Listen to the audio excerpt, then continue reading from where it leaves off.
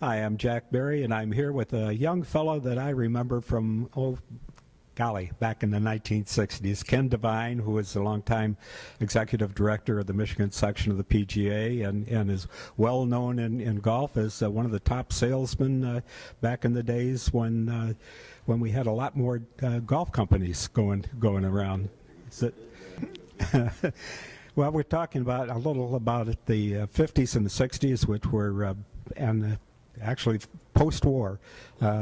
20 years or so after the big war, golf was really strong, and especially in the Detroit area and in Michigan. And we had some great players back then. We had a couple of PGA champions, as a matter of fact, Chick Harbert and Walter Berkemo. Yeah, I mean, you go back, Jack, to Oakland Hills. At one time, I guess.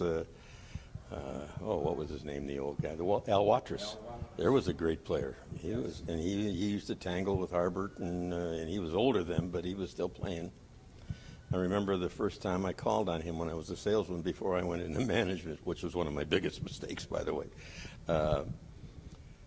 Before he'd even look at my line, I had to go down and watch him hit balls on the range. So I'm sitting there in the dirt. Al Watrous. Al Watrous? Did you have a lot of time?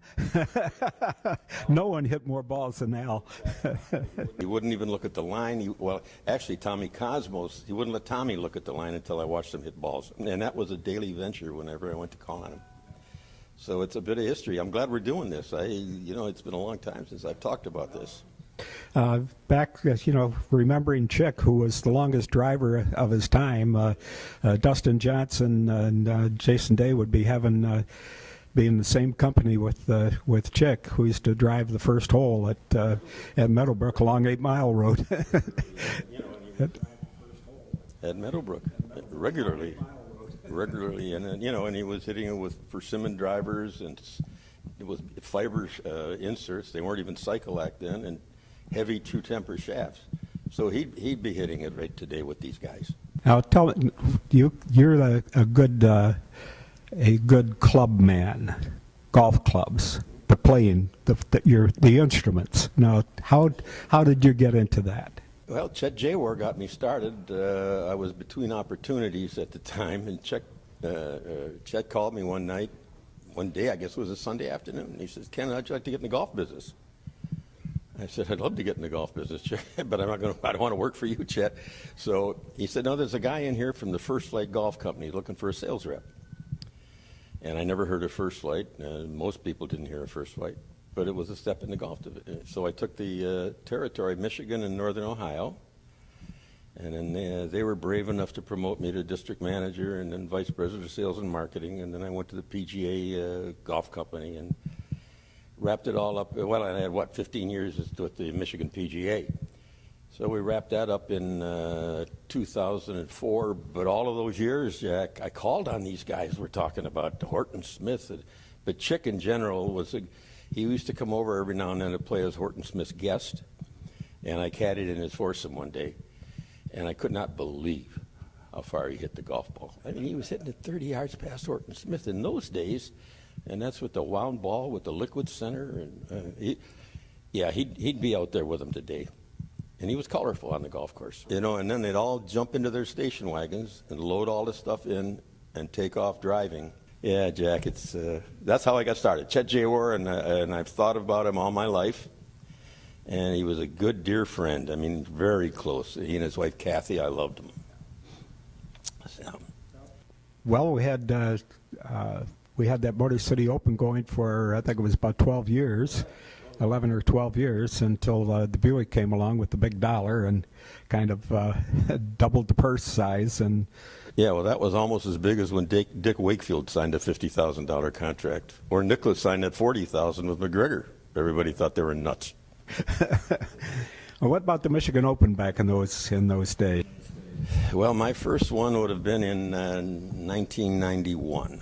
Okay, and it was up at Grand Traverse, and I think Michigan Bell sponsored it at that time, but I think it was Michigan Bell, and it was my first venture with the section here, and of course I didn't know many of the pros. You know the situation I was when I took it over, but Yeah, I remember Steve Brady and all of these guys were all young kids then. I see them, they're in the Hall of Fame now. Right, he's the director of golf there, which is unbelievable, unbelievable. So I look at these guys. But anyway, back to what you're talking about. All of the kids that would have become PGA professionals now and started working in these golf shops are playing these mini tours. So all the good players, like we used to have back in the 50s, 60s, where they used to be club professionals and then go play golf, and they were respected. Well, back in Chick's days, Bergamo's days, they had winter jobs. Chick was down in Florida, and I think Walter was in out of Palm Springs, and they got in with all the stars, with all the big names. Yeah. So, and then get into some tournaments down in Florida, California, down in the sunspots in the wintertime. That's right. Oh yeah, Walter loved the stars. Oh, and he'd tell you about them too. Senior, we used to call Walter. Well, I know my first year on the road here, we had 4 guys, and I could test my memory, but 4 guys had their Ryder Cup bags hanging up in the golf shop. So the golf professional was a hero back in those days. Today they fold shirts a lot, but they give a lot of lessons. They keep the game going, and they're more dedicated to the game of golf than those guys were, because they were making enough money to get back on the tour. So it's a change. Everything's changed, Jack, as you know. Well, Chick, he won, played in the Ryder Cup. He won his match. He became the captain. He won again. So that was when now the captains are always guys that come off the tour. That changed a lot. I mean, Walter Hagen was captain for about 20 years or something like that. And he was right. He basically had been a club pro, but was smart enough to get out and do a lot of exhibitions to get a good salary and get a good car and all the top clothes.